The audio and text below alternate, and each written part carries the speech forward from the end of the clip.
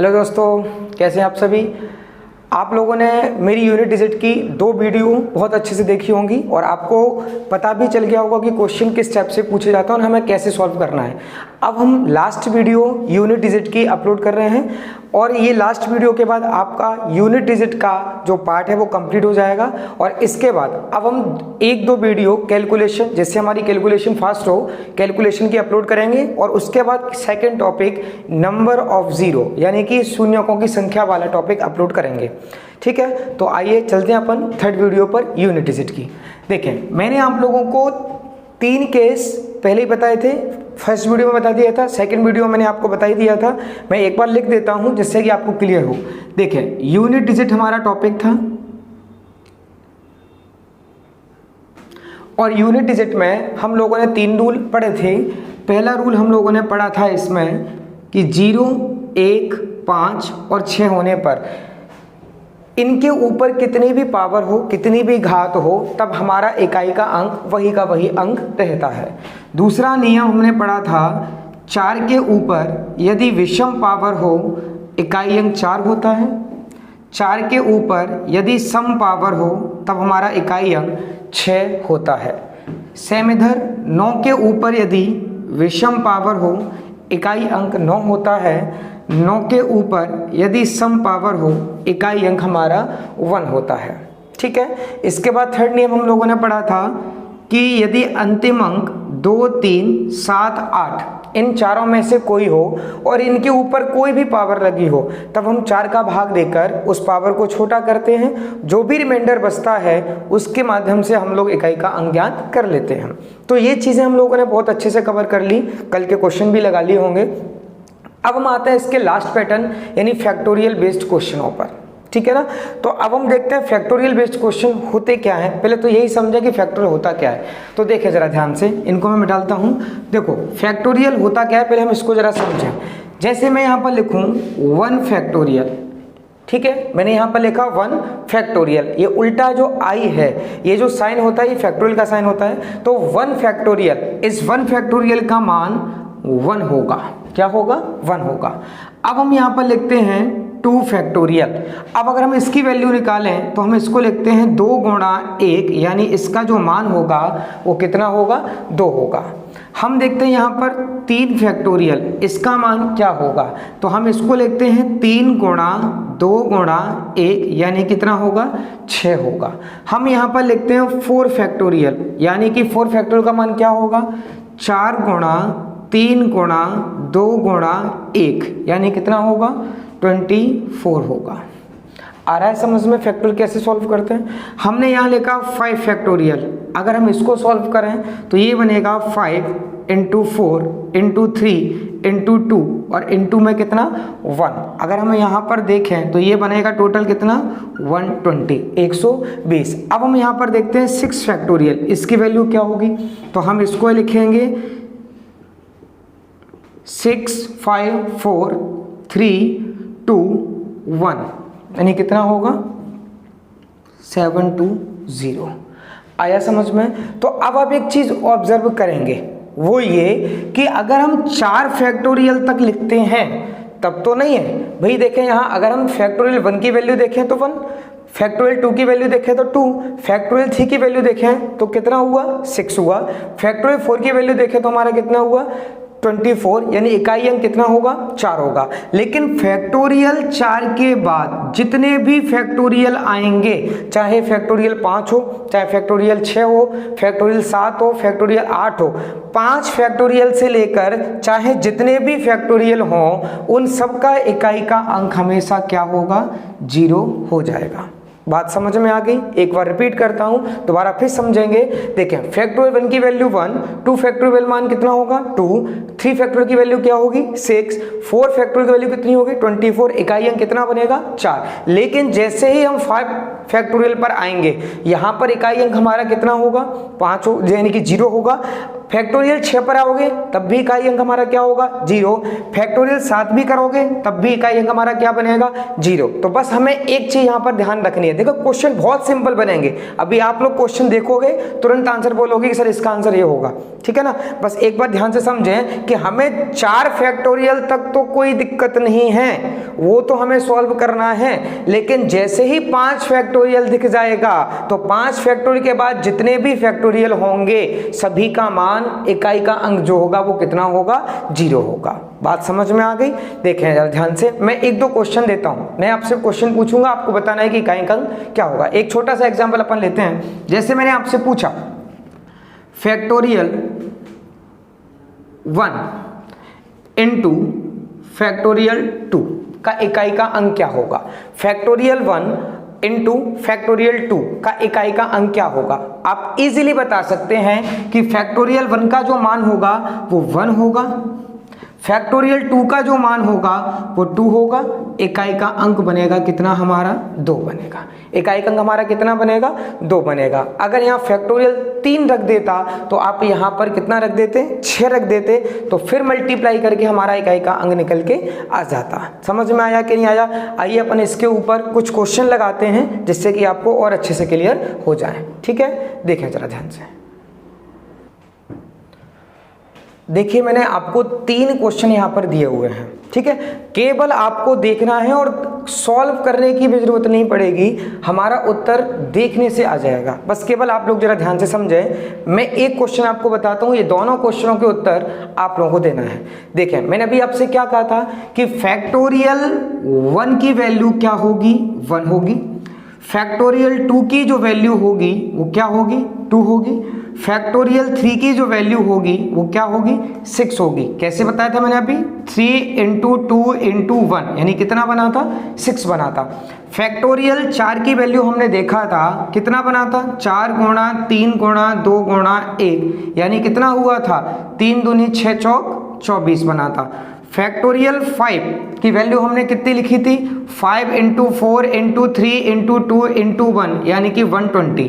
अब आपने यहां से देखा कि 5 फैक्टोरियल से अंतिम अंक क्या आना शुरू हो गया 0 आना शुरू हो गया, लेकिन इस क्वेश्चन में तो हमें फैक्टोरियल कितना दिया हुआ है 34 दिया हुआ है, यानी कि इसमें 100% क्या आना है हमारा 0 आना है। क्या आना है 0। क्यों आना है आप फिर समझें, एक बार फिर समझें। देखें 4 फैक्टोरियल तक अगर होता तो हमारा इकाई अंक 0 नहीं बनता, लेकिन 5 फैक्टोरियल से बड़े जितने भी फैक्टोरियल हमें दे दे तो हमेशा इकाई अंक क्या बनेगा 0 बनेगा। 5 फैक्टोरियल से जितने भी बड़े फैक्टोरियल दे दे तो उसका जो इकाई अंक बनेगा हमेशा कितना बनेगा 0 बनेगा। अब देखो ये फैक्टोरियल क्या 5 से बड़ा है तो इकाई अंक हमारा क्या बनेगा 0 बनेगा, और 0 के ऊपर पावर लगी है 57 तो इकाई अंक हमारा क्या बनेगा 0 बनेगा। समझ में आया।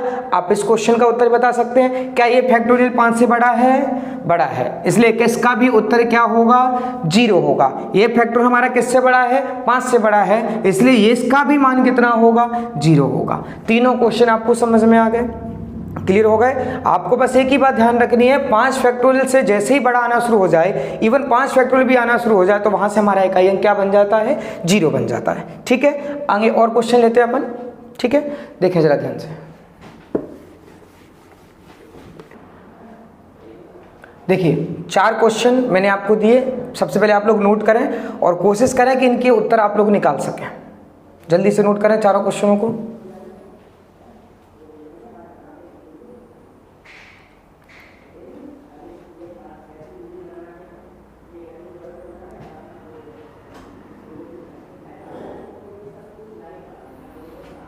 हाँ जी, पहला क्वेश्चन आपने नोट कर लिया होगा। चलो इसका उत्तर बताएं सब लोग, कितना होगा।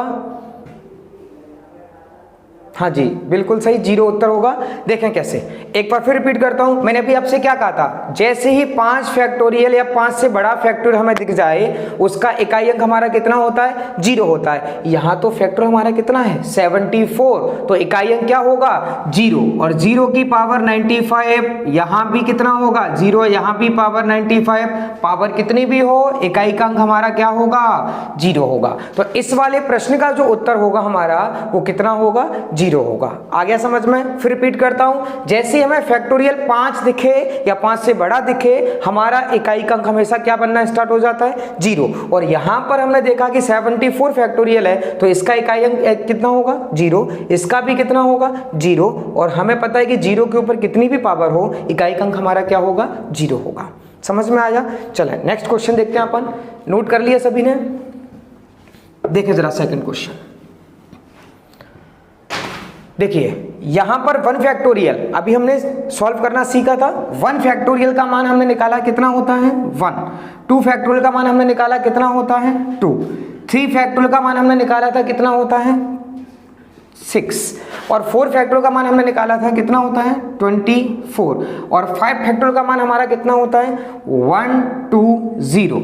अब हमने देखा कि यहां पर अंतिम अंक हमें क्या मिल गया, 0 मिल गया। आगे हमें करने की आवश्यकता ही नहीं, क्योंकि 0 का जब इधर भी गुणा होगा, आगे कितने भी नंबर हो किसी में भी गुणा होगा, तो इस प्रश्न का इकाई अंक हमारा क्या होगा, 0 होगा। आया समझ में? बिल्कुल सिंपल है, डरना नहीं है बिल्कुल भी, बिल्कुल छोटे छोटे क्वेश्चन है। बस एक बार फिर समझा रहा हूं। 1 फैक्टोरियल का मान कितना होगा, 1। 2 फैक्टोरियल का मान कितना होगा, 2।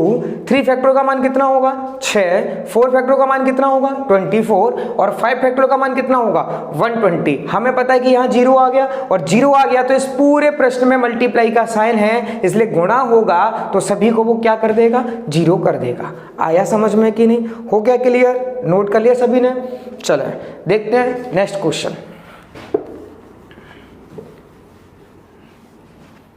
देखिए, हाँ जी, 3rd नंबर क्वेश्चन सभी नोट कर लिया? सिंपल है बिल्कुल। देखें एक बार फिर समझा देता हूं। 1 फैक्टोरियल, और 1 फैक्टोरियल का मतलब 1 और पावर कितनी है, 100। 2 फैक्टोरियल का मान कितना होगा, 2, पावर कितना है, 100। 3 फैक्टोरियल का मान कितना होगा, 6, पावर कितना, 100। 4 फैक्टोरियल का मान कितना, 24, पावर कितना होगा, 100। और यहां पर होगा कितना, 120, पावर कितना होगा, 100। बस अब हमें आगे सॉल्व नहीं करना। अब आप फिर एक चीज समझें कि यहां पर अंतिम अंक हमें क्या मिल गया, 0 मिल गया। और जैसे ही हमें 0 दिख गया तो 0 का इधर भी मल्टीप्लाई होगा, इधर भी मल्टीप्लाई होगा, पूरे का इकाई अंक हमारा क्या बनेगा, 0 बनेगा। और 0 के ऊपर चाहे आप कितनी भी पावर लगा दो तब भी इकाई अंक हमारा क्या होगा, 0 ही होगा। समझ में आया? मैं एक बार और रिपीट कर देता हूं, ध्यान से फिर समझें। 1 फैक्टोरियल मतलब 1, पावर 100। 2 फैक्टोरियल मतलब 2, पावर भी कितना, 100। 3 फैक्टोरियल का मतलब 6, पावर कितना हुआ, 100। 4 फैक्टोरियल 24, पावर 100। 5 फैक्टोरियल यानी 120, पावर कितना, 100। और आगे हमें नहीं जाना, क्योंकि हमें दिख गया कि यहां पर अंतिम अंक हमारा क्या मिल गया, 0। और 0 का हम इधर भी मल्टीप्लाई करें या इधर भी मल्टीप्लाई करें, क्या होगा, 0। और 0 के ऊपर कितनी भी पावर हो, उस पूरे प्रश्न का इकाई अंक हमारा क्या होगा, 0 होगा। समझ में आ गया? हो गया क्लियर सबको? चलें नेक्स्ट अगला क्वेश्चन देखते हैं अपन इसमें।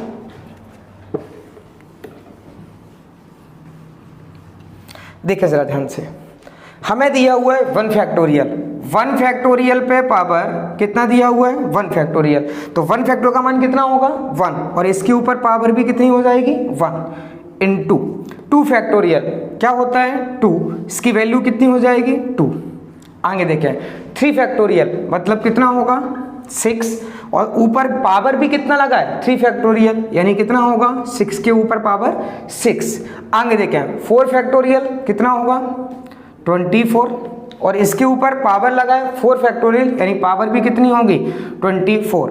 आगे देखें 5 फैक्टोरियल कितना हो गया, 120। और ऊपर पावर 5 फैक्टोरियल यानी कि 120।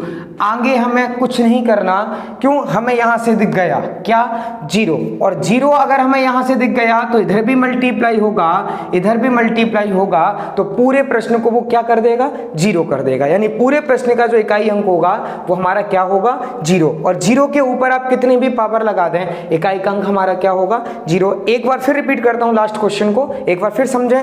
1 फैक्टोरियल यानी वैल्यू क्या होगी, 1, पावर 1 फैक्टोरियल यानी कितना हो गई 1, 2 फैक्टोरियल यानी कि 2, पावर हो गई कितना 2, 3 फैक्टोरियल मतलब 6, पावर भी कितना हो गई 6, 4 फैक्टोरियल यानी 1 यानी कितना हो गया 24, पावर भी कितना 24, 5 फैक्टोरियल मतलब होगा कितना 120, पावर भी कितना 120। और जैसे ही हमें दिख गया कि यहाँ पर अंतिम अंक 0 आ गया तो ये पूरे प्रश्न को क्या बना देगा 0 बना देगा। तो अब बताइए आपको ये सारे क्वेश्चन समझ में आ गए, हो गया क्लियर। देखें अभी बीच में यहाँ क्या था मल्टीप्लाई का साइन, अगर बीच में प्लस का साइन आ जाएगा तब हम क्या करेंगे, हमें अब वो समझना है। ठीक है, चले आगे अगले क्वेश्चन देखते हैं जरा अपन लोग।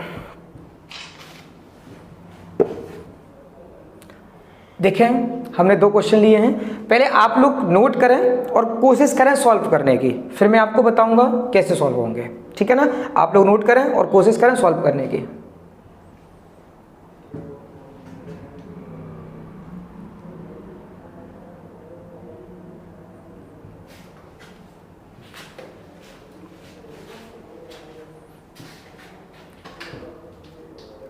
हो गया नोट, चलो देखते हैं अपन।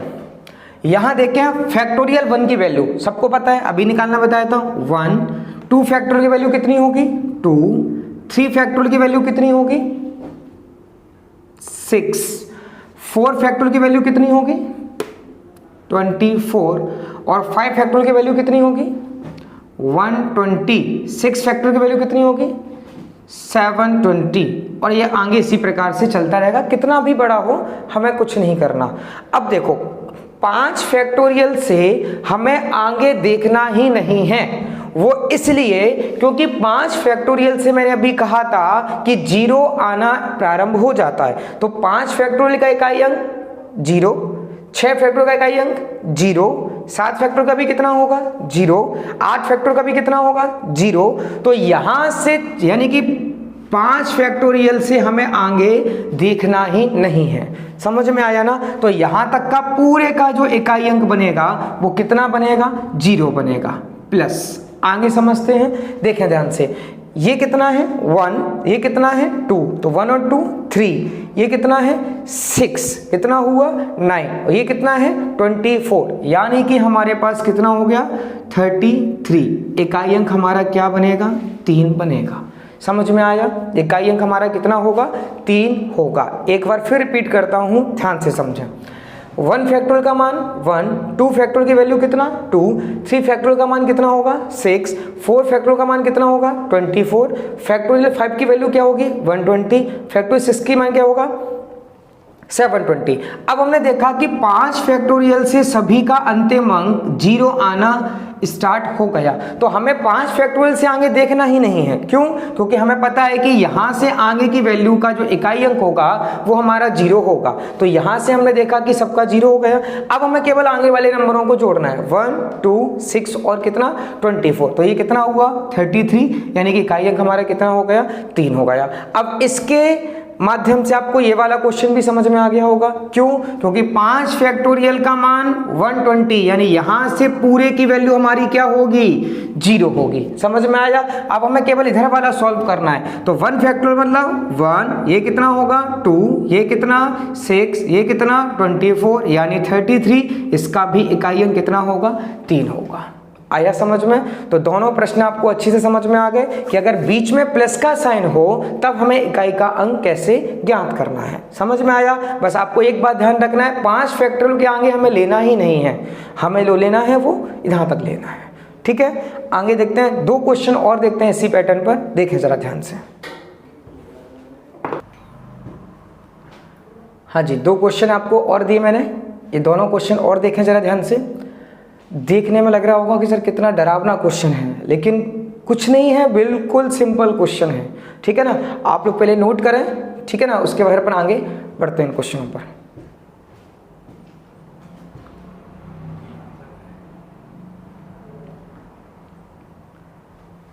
चले, पहला क्वेश्चन नोट कर लिया होगा।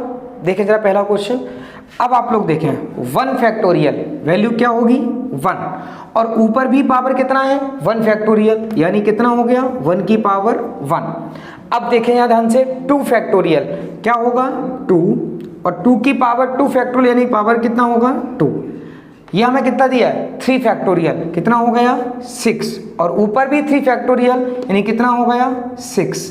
आगे देखें 4 फैक्टोरियल कितना होगा 24, और ऊपर भी 4 फैक्टोरियल यानी कितना होगा 24। आगे देखें 5 फैक्टोरियल, 5 फैक्टोरियल का मतलब होता है 120, और 5 फैक्टर ऊपर पावर है वो भी कितना हो गया 120। और हमें यहाँ से दिख गया कि 5 फैक्टोरियल से आना क्या स्टार्ट हो गया 0, तो यहाँ 0 है और 0 के ऊपर कितनी भी पावर है तो इकाई अंक क्या होगा 0। तो हमें यहाँ तक सॉल्व नहीं करना, इसका पूरे का जो इकाई अंक होगा वो कितना होगा 0, चाहे फिर ये कितना भी हो। समझ में आया? तो यहां से तो हमारा इकाई अंक कितना हो गया 0। अब हमारे पास सॉल्व करने के लिए केवल 4 नंबर हैं, तो हम इनको देखते हैं, जरा ध्यान से समझो। 1 के ऊपर पावर कितना है 1, इकाई अंक क्या होगा 1। 2 के ऊपर पावर कितना है 2, कितना हो गया 4। और हमें पता है कि 6 के ऊपर कितनी भी पावर हो इकाई अंक हमेशा कितना होता है 6 होता है। अब हम देखते हैं 4। अब 4 के केस में मैंने आपको कहा था कि हम लोग भाग किसका देते हैं, 4 के केस में हम क्या देखते हैं समघात या विषम घात। तो अब यहां देखें कि 4 के ऊपर ये पावर सम है या विषम है, सम, और सम होने पर जो इकाई अंक होता है वो हमारा कितना होता है 6 होता है। तो यहां पर कितना होगा 6। हो गया क्लियर? अब हम देखें कितना टोटल हुआ हमारा 6 6 12 4 16 और 1 17, तो इकाई अंक हमारा कितना बना 7 बन गया। आ गया समझ में सबको? एक बार रिपीट करता हूं, ध्यान से समझें। 1 फैक्टोरियल के ऊपर पावर 1 फैक्टोरियल यानी 1 के ऊपर 1 पावर, इकाई अंक क्या हुआ 1। यहाँ 2 फैक्टोरियल, मान क्या होगा 2, ऊपर भी 2 फैक्टोरियल यानी कितना होगा 2, तो 2 के ऊपर 2 पावर, इकाई अंक कितना हुआ 4। 3 फैक्टोरियल का मतलब कितना होता है 6, ऊपर पावर 3 फैक्टोरियल कितना हुआ 6, तो 6 के ऊपर 6 पावर, 6 के केस में इकाई अंक क्या होता है 6 ही होता है। अब इधर देखें 4 फैक्टोरियल का मान कितना होगा 24, और ऊपर भी 4 फैक्टोरियल कितना होगा 24। हमें पता है कि 4 के केस में अगर सम घात होती है तो इकाई अंक हमारा 6 होता है, तो यहाँ 6 हो गया। और यहाँ 5 फैक्टोरियल का मान कितना होता है 120, ऊपर भी 120 यानी कि 5 के बाद हमारा 0 आना स्टार्ट हो जाता है, तो पूरे का मान 0 हो गया। इनको हमने जैसे ही ऐड किया ये 17, इकाई अंक हमारा कितना हो गया 7। अगला क्वेश्चन बिल्कुल ऐसा ही है, बस आगे एक नंबर मैंने और ऐड कर दिया है, तो आपको पहले सॉल्व करना है। बिल्कुल सिंपल क्वेश्चन है, ठीक है? पहले आप लोग कोशिश करें बनाने की।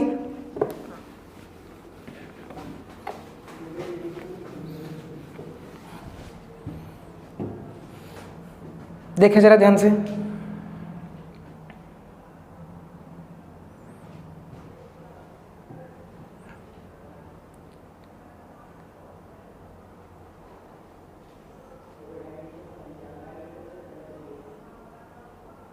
हो गया क्लियर? देखिए जरा एक बार, 1 इंटू 1 फैक्टोरियल का मान कितना होगा 1, पावर भी कितना है 1। 2 फैक्टोरियल है तो 2 इंटू 2 फैक्टोरियल का मान कितना होता है 2, पावर भी कितना होगी 2, प्लस 3 इंटू 3 फैक्टोरियल का मान कितना बताया था 6, और पावर भी कितना है 6, प्लस अब हम यहाँ देखें 4 इंटू 4 फैक्टोरियल का मान कितना होता है 24, और पावर भी कितना है 24, और आगे हमें पता है कि सभी का जो मान होगा वो कितना होगा 0 होगा, तो आगे हमें करने की जरूरत नहीं है। अब हम यहाँ देखें 1 के ऊपर 1 पावर कितना होता है 1, और 1 का गुणा जब 1 से करोगे कितना आएगा 1, हो गया। 1 की पावर 1 यानी 1, और 1 का गुणा जब हम 1 से करेंगे तो कितना होगा 1 होगा। आगे देखें यहाँ पर हमारे पास 2 है, 2 की पावर 2 कितना होता है 4, और 4 का जब 2 से गुणा करोगे तो इकाई अंक कितना होगा 8 होगा, ठीक है। आगे बढ़ते हैं अपन। 6 के केस में हमें पता है कि इकाई का अंक वही का वही रहता है, तो 6 का 6 ही रहेगा, और 6 का जब 3 से गुणा करोगे तो 6 3 18, इकाई अंक हमारा कितना होगा 8 होगा। नहीं समझ में आया? एक बार फिर समझाता हूँ। 6 के केस में इकाई अंक 6 ही होता है, 6 का जब हम 3 से गुणा करेंगे तो 18, इकाई अंक कितना हो गया 8। आगे देखते हैं 4 के ऊपर अगर समघात होती है तो इकाई अंक हमारा कितना होता है 6 होता है, तो अब 6 और 6 का जब 4 से गुणा करोगे तो 6 चौक 24, यानी कि इकाई अंक कितना आ जाएगा 4 आ जाएगा। फिर रिपीट करता हूँ, 4 के केस में अगर समघात होती है तो इकाई अंक 6 होता है, तो 6 ये हुआ, 4 से गुणा करेंगे तो 24, इकाई अंक कितना हो गया 4 हो जाएगा, ठीक है। अब हमें क्या करना है, ऐड करना है। 8 8 16 4 20 और 1 21, यानी इकाई अंक हमारा कितना होगा 1 होगा। अब मैं समझता हूँ आपको फैक्टोरियल बेस्ड क्वेश्चन बहुत अच्छे से क्लियर हो गए होंगे, आगे समझ में आपको। चले 1 2 3 क्वेश्चन हमारे पास और बचे हुए हैं, उसके बाद ये टॉपिक आपका कंप्लीट हो जाएगा, ठीक है। देखें जरा ध्यान से। देखिए 3 क्वेश्चन और दिए मैंने आपको, थोड़ा एग्जाम में जो पूछे गए थे डिफरेंट एग्जाम में, देखे ध्यान से। 1 + 2 + 3 + 4 डॉट डॉट डॉट कितना है 100। ये आपको कहीं तक भी दे सकता है, जरूरी नहीं है कि आपको 1 से स्टार्ट करे और 100 तक ही दे, ये आपको कितना भी नंबर आगे ले जा सकता है, ध्यान रखें।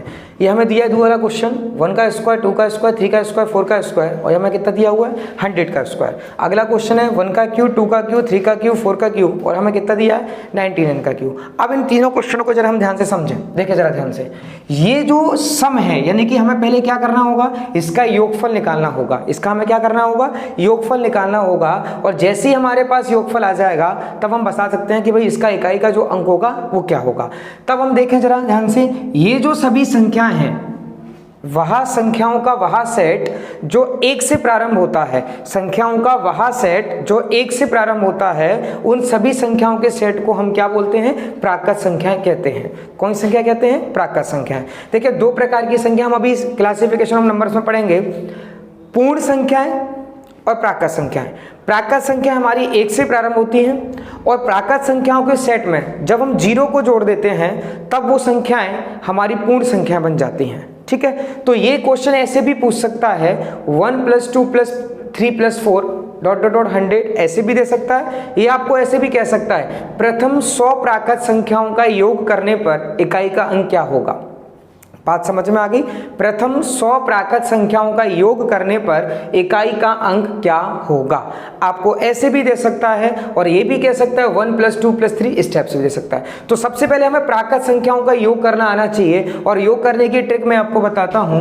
n + 1/2, n + 1/2, ये हमारा प्राकृत संख्याओं का योग निकालने का फॉर्मूला है। ठीक है, तो अब हम देखें यहां से n यहां पर क्या होगा। तो n का यहां मतलब होता है अंतिम संख्या, ठीक है ना।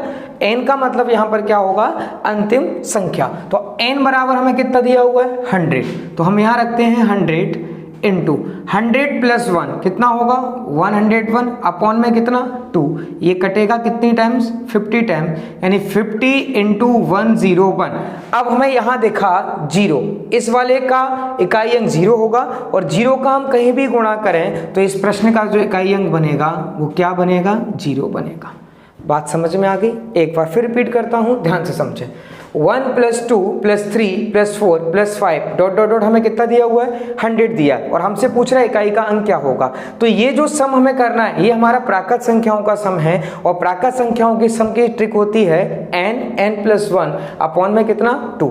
n बराबर होगा 100 + 1 यानी कि 101 अपॉन में 2 से कटा 50 टाइम यानी 50 का हम 101 से गुणा करेंगे, इकाई अंक हमारा क्या होगा 0। तो आपको पहला क्वेश्चन समझ में आ गया, हो गया। अब देखते हैं अगला क्वेश्चन। अगला क्वेश्चन अगर हम यहां पर देखें तो ये प्राकृत संख्या ही है, लेकिन उनके वर्ग कर रहा है, स्क्वायर कर रहा है, और हमसे कह रहा है कि अब बताएं इसका इकाई का अंक क्या होगा। तो हम इसको ऐसे भी कह सकते हैं, ये क्वेश्चन ऐसे भी कह सकता है कि प्रथम 100 प्राकृत संख्याओं के वर्गों का योग करने पर इकाई का अंक क्या होगा। रिपीट करता हूं, प्रथम 100 प्राकृत संख्याओं के वर्गों का योग करने पर इकाई का अंक क्या होगा। तो अब हमें वर्ग का योग करना आना चाहिए, तो हम यहां पर करते हैं वर्गों का योग। ठीक है, क्या होगा n + 1 2n + 1 अपॉन में 6। ठीक है, अब हम समझे जरा n यहां पर क्या, n मैंने बताया था अभी अंतिम संख्या, तो हम यहां रखते हैं 100 + 1 101। 100 का जब 2 से गुणा करोगे तो 200, 200 में 1 जोड़ोगे तो 201 बटे में कितना होगा 6 होगा। समझ में आया। चाहो तो इसको हम काट सकते हैं, या हम यहीं से देख सकते हैं ऊपर कितना है 0, और 0 का इधर भी गुणा होगा, क्या होगा 0, तो यानी इस प्रश्न का भी इकाई अंक हमारा क्या बनेगा 0 बनेगा। एक बार रिपीट करता हूं, फिर समझें एक बार। वर्गों का हमें योग करना है, ट्रिक होगी n + 1 2n + 1 अपॉन में कितना 6। n का मतलब लास्ट नंबर हमें दिया हुआ है 101 यहाँ रखा हमने, ये हमने 100 का जब 2 से गुणा किया तो 200, 1 जोड़ोगे तो 201 बटे में कितना 6, भाग देने की जरूरत नहीं है, ऊपर ही देख सकते हैं 0, और 0 का इधर कहीं भी गुणा होगा, इकाई अंक क्या होगा 0 होगा। तो दूसरे प्रश्न हमारा क्लियर हो गया, अच्छे से समझ में आ गया। आइए अपन देखते हैं थर्ड नंबर क्वेश्चन। ठीक है, देखें जरा ध्यान से। थर्ड नंबर क्वेश्चन में हमें पावर दी हुई है कितना, 3। 1 का क्यूब, 2 का क्यूब, 3 का क्यूब, 4 का क्यूब और 99 का क्यूब। ये क्वेश्चन ऐसे भी दे सकता है या ऐसे कह सकता है पहली 99 प्राकृत संख्याओं के घनों का योग करने पर इकाई का अंक क्या होगा। प्रथम 99 प्राकृत संख्याओं के घनों का योग करने पर इकाई का अंक क्या होगा। तो अब हम देखें यहां पर घन का योग कैसे निकालते हैं।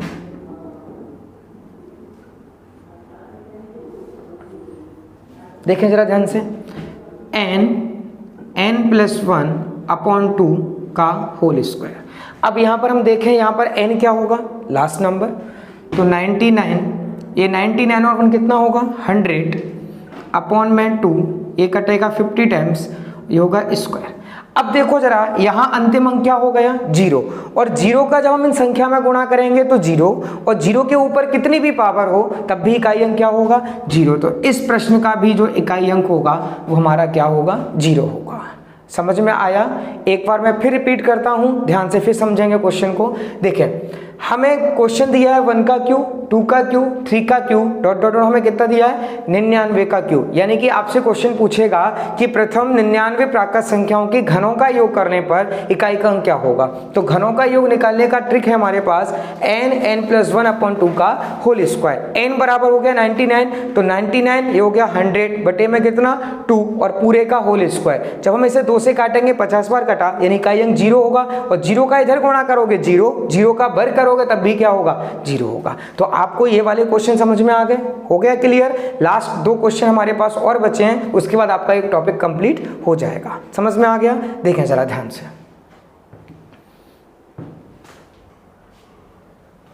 देखिए आप लोग, एक क्वेश्चन जो एग्जाम में पूछा गया था कि कौन सा पूर्ण वर्ग का परफेक्ट स्क्वायर, कौन सा पूर्ण वर्ग यानी कि परफेक्ट स्क्वायर, पूर्ण वर्ग का इकाई अंक नहीं हो सकता। मतलब अगर हम किसी भी संख्या का वर्ग करें तो ऐसे कौन से अंक हैं जो कभी भी इकाई के अंक पर नहीं आ सकते या इकाई के अंक के स्थान पर नहीं आ सकते। आपको मैं पहले चेक करवाता हूं, ध्यान से देखें। 1 का स्क्वायर अगर हम करें तो क्या होगा 1, 2 का स्क्वायर करें तो कितना 4, 3 का स्क्वायर करें तो कितना होगा 9, 4 का स्क्वायर करें 16, 5 का 25, 6 का 36, अब 7 का देखें 49, 8 का स्क्वायर 64, 9 का स्क्वायर 81, 10 का स्क्वायर 100। अब आप लोग देखें कि यहाँ पर कौन से अंक हैं जो इकाई के स्थान पर नहीं आए। तो हम देखें 1 आ गया, 4 आ गया, 9 आ गया, 6, 5, 1, 0, ये हमें मिल चुके हैं। लेकिन आप इसके आगे भी बढ़ जाएं, अगर हम 11 कहें तो 11 में 1 आएगा, तो 11 का वर्ग 121, इकाई अंक 1 होगा। 12 में 2 आएगा, इकाई अंक 4 बनेगा। 13 में अगर हम देखें तो 3 आएगा, इकाई अंक 9 बनेगा। 31 में देखें तो 31 1 आएगा, है ना। 37 देखें तो इकाई अंक कितना होगा 9 आएगा। तो 4 अंक ऐसे हैं जो इनमें यूज नहीं होंगे। यानी कि हम किसी भी संख्या का वर्ग करें, पूर्ण वर्ग करने पर 4 अंक कभी भी इकाई के स्थान पर नहीं हो सकते। तो कौन कौन से अंक हैं जरा उनको हम समझें। तो देखो जरा ध्यान से, 2, 3, 7 और 8, ये 4 अंक ऐसे हैं जब भी हम किसी भी संख्या का वर्ग करें तो कभी भी इकाई के स्थान पर नहीं आ सकते। तो आपको एक क्वेश्चन दिख रहा होगा कि कौन सा पूर्ण वर्ग का इकाई अंक नहीं हो सकता। तो हम देखें 4 हो सकता है, बिल्कुल हो सकता है, 9 हो सकता है, बिल्कुल हो सकता है, 6 हो सकता है, बिल्कुल हो सकता है। क्या कभी 8 इकाई का अंक हो सकता है? नहीं। तो आंसर आप लोग क्या दोगे 8 आंसर होगा। समझ में आया। तो आपको एक ही बात ध्यान रखनी है कि 4 अंक ऐसे हैं जो कभी भी इकाई अंक पर नहीं आ सकते, 2, 3, 7 और कौन सा 8। लास्ट क्वेश्चन और मैं आपको देता हूं, उसके बाद ये आपका टॉपिक कंप्लीट हो जाएगा। ठीक है, देखें लास्ट क्वेश्चन हमें दिख रहा है 1 से 999 तक इनके बीच में जितनी भी आभास संख्याएं आती हैं, यदि उन सभी आभास संख्याओं का गुणा किया जाए, आभास संख्या मतलब प्राइम नंबर, तो यदि 1 से 999 तक सभी अभाज्य संख्या का हम मल्टीप्लाई करें यानी गुणनफल करें तो हमें बताना है कि कौन सा अंक इकाई का अंक होगा। अब हमें बेटा एक चीज ध्यान रखनी है कि यहाँ पर सबसे छोटी अभाज्य संख्या, अभी हमने क्लासिफिकेशन ऑफ नंबर्स नहीं पढ़ा इसलिए मैं आपको थोड़ा सा बता देता हूं। सबसे छोटी अभाज्य संख्या हमारी 2 होती है। सबसे छोटी अभाज्य संख्या कौन सी होगी? 2। अब हम एक चीज समझें, हमें 2 से स्टार्ट करना है और कहां तक लिखना है? 999 तक जितनी भी अभाज्य संख्या आनी है हमें सभी को लिखना है। तो हम स्टार्ट करते हैं। पहले हमने 2 लिखा, 2 के बाद अभाज्य संख्या कौन सी होगी? 3 होगी। 3 के बाद अभाज्य संख्या कौन सी होगी? 5 होगी। 5 के बाद अभाज्य संख्या कौन सी होगी? 7 होगी। 7 के बाद अभाज्य संख्या क्या होगी? 11। आगे कितनी भी हो हमें लिखने की आवश्यकता नहीं है। क्यों नहीं है? आप यहां देखें, ये हमें क्या मिल गया? 5, और 5 के साथ हमें कौन सी संख्या मिल गई? सम। और हमने पढ़ा है कि 5 के साथ यदि कोई भी सम संख्या का गुणा किया जाता है तो इकाई का अंक हमेशा क्या होता है? 0 होता है। समझ में आया कि नहीं आया? तो हमारा इकाई का अंक क्या बन जाएगा? 0। ये आपको 1 से 999 तक ना देकर 9999 दे दे, 99,999 दे दे, कहीं तक भी दे दे, आपका इकाई अंक हमेशा क्या बनेगा? 0 बनेगा। एक बार रिपीट करता हूं, क्वेश्चन है 1 से 999 तक सभी अभाज्य संख्या का गुणा किया जाए तो इकाई का अंक क्या होगा? हमें पता है सबसे छोटी अभाज्य संख्या 2, 2 के बाद 3, 5, 7, 11। आगे हमें बढ़ने की आवश्यकता नहीं है। हमें दिख रहा है 5 के साथ सम संख्या, इकाई अंक हमारा क्या होगा? 0 होगा।